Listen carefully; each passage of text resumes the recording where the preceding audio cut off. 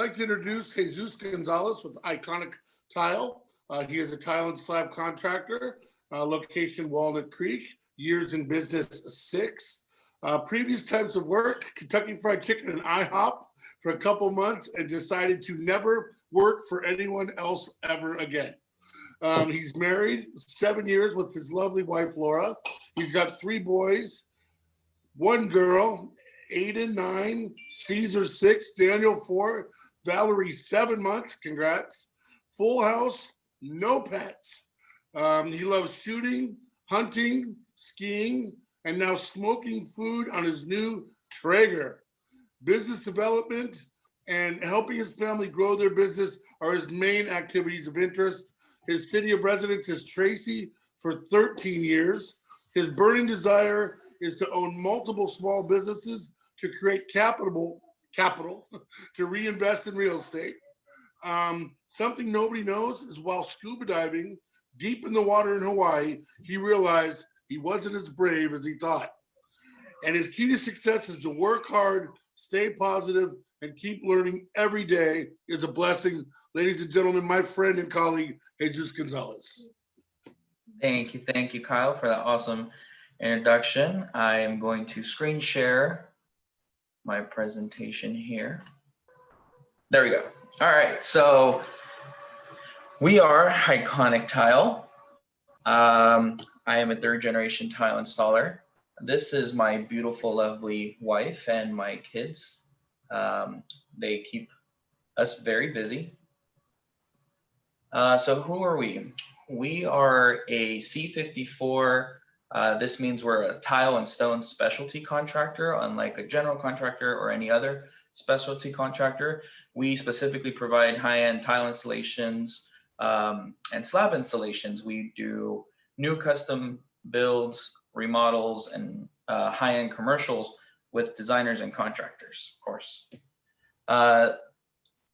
This is one of our houses that we did in Orinda. This is a 7,000 square foot tile job. We did exterior walls, interior accent walls, 7 showers, and a complete 1st and 2nd floor of tiling. So quite a big job for us. Why go with Iconic Tile and what makes us different? So like I said, I am a 3rd generation tile installer.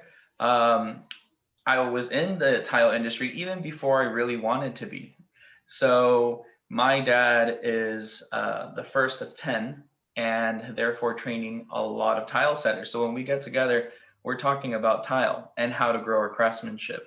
So with the growth of our craftsmanship, we're able to show and communicate homeowners and educate them through the process of tile. So we work hand in hand with contractors and designers to educate our clients on what their selections are, what it could look like, and to have a perfect successful project. So the first step when dealing with a client is ask questions. Never assume anything, right? So what kind of tile are you doing? Is it ceramic, porcelain, glass, stone? Is it rectified, not rectified? What trim, grout? All these difficult questions that a designer helps out with. But not only does a designer figure out some of these questions, we also need to get into the technical things to be able to provide a successful project.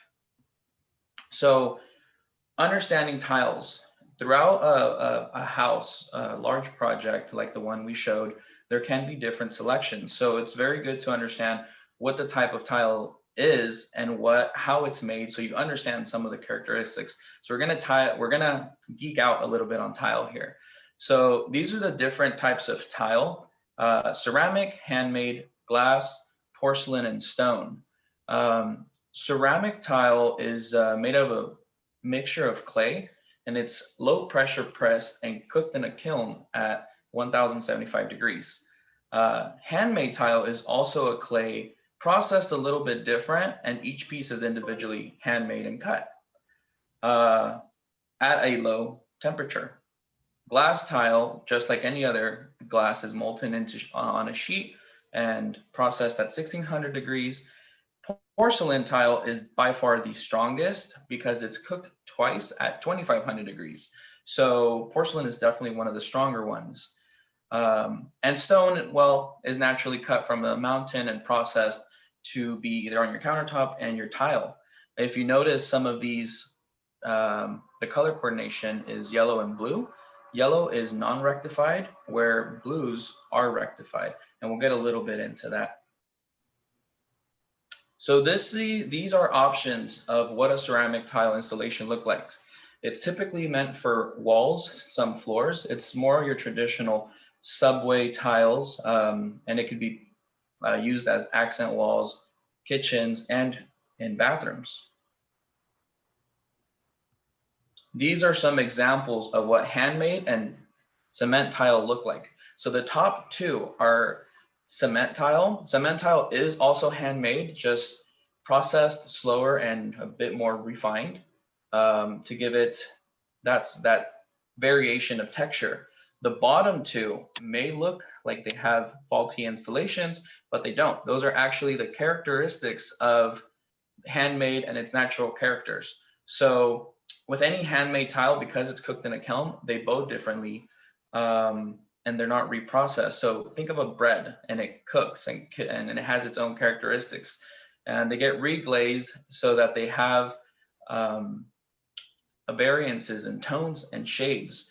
On the right, bottom right, you'll see that we used wider gapping.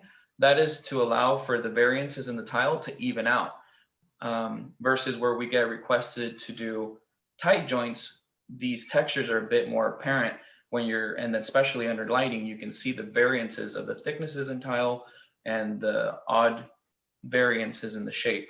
So anytime that we see handmade or cement tile on our projects, we do request to provide mock-ups so that people understand what they're buying, because sometimes people expect perfect with cement or handmade tiles, and that's a common misconception.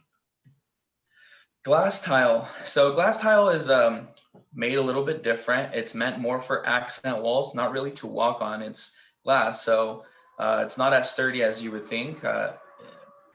Clients like to use glass as accent showers, strips. This is a whole back wall that we did at a project in Dublin, and the bottom right side was one of Jordan's design projects in Alamo. And so you can see you can get really creative with it. Glass is pretty expensive, thus expensive to install, but it, as you can see, is very, very artistic. And porcelain. So porcelain was that tile that I was telling you guys is really, really sturdy and probably one of the most perfect made tiles. On the left-hand side, this is that project that I don't know if you guys remember hearing. We had to, someone else installed, we completely demoed it and reinstalled it to get it to a perfect state like it is now. You can see the light hitting it and it just looks like one solid surface. So rectified tile, porcelain rectified tile can accomplish that, along with a good tile team behind you, of course. Then we have fireplaces. It's different. Porcelains have different prints, as you can see on the third image. It's more of a design, but it's also porcelain. So you cannot see, but it's leathered. So it has a really intricate design, and it could be used in multiple applications. So rectified, because it's reprocessed, they cut the outside twice through a machine. It'll give us the best joints and they're absolutely flat. So anytime that anyone's looking for tile, we recommend porcelain rectified tile. And last but not least, stone tile. Stone tile is carved from the mountain and polished down to any size. So in the top left, you'll see it put into a mosaic. This is a kitchen backsplash that we did in Piedmont a couple of weeks ago. And if you zoom in close enough, you'll see that there's a pinwheel design on it. So it's all kind of shifting. It's really cool. On the bottom left, you'll see it's a printed white Carrera. With stone, you are able to polish those edges. Because it is a pure stone throughout, you can make the edges look really nice. On the two right-hand sides are a stack stone, where it's very common for fireplaces. The bottom right is actually one of our very own Stephanie's design that we did in Martinez. Came out absolutely perfect. I don't want to interrupt you, but your time was up about 45 seconds ago, so I'm going to give you a few seconds to wrap it up. Well, a couple seconds after, sorry. Okay. If anyone has any questions or wants to learn more about tile, have them reach out to us. Jesus with Iconic Tile. Thank you.